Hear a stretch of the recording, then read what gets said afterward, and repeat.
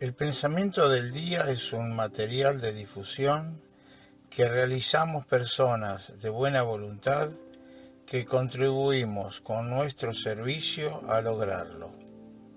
No realizamos ninguna interpretación personal a los escritos de Chiara Lubich, solo lo difundimos lo más fiel posible. Pensamiento del día, miércoles 15 de enero. Crecer en la fidelidad. Para que gocemos de libertad, Cristo nos ha hecho libres. Gálatas capítulo 5, versículo 1. La salvación, este don tan precioso, no la consiguió Jesús para que la tratemos con ligereza y superficialidad. Permanecer en ella ahora depende de nosotros, de nuestro compromiso personal. Por tanto, requiere fidelidad a Jesús, a lo que Él nos dice, al don que nos ha dado, y esto especialmente en los momentos de tentación, de prueba, que el Señor permite para hacernos crecer espiritualmente.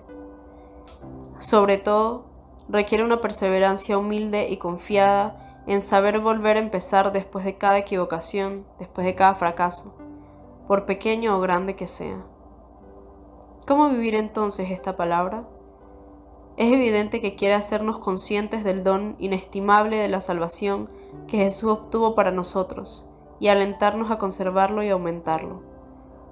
También pueden llegarnos momentos difíciles, momentos de oscuridad, de incertidumbre, en los cuales estamos tentados a volver a la falsa libertad del mundo. En estos casos, debemos luchar con todo nuestro ser para demostrar nuestra fidelidad y nuestro amor a Jesús, y ponerlo en práctica, recordando todo cuanto nos ha enseñado para afrontar tales circunstancias. Volverá a fluir en nosotros un sentido de verdadera libertad. La esperanza y la alegría volverán. Volveremos a prometer que haremos siempre así, y aunque alguna vez nos venga la tentación de detenernos, las victorias ya conseguidas nos animarán a volver a empezar siempre, a hacer como Dios quiere. Chiara Lubich, fragmentos del comentario a la Palabra de Vida de julio de 1989.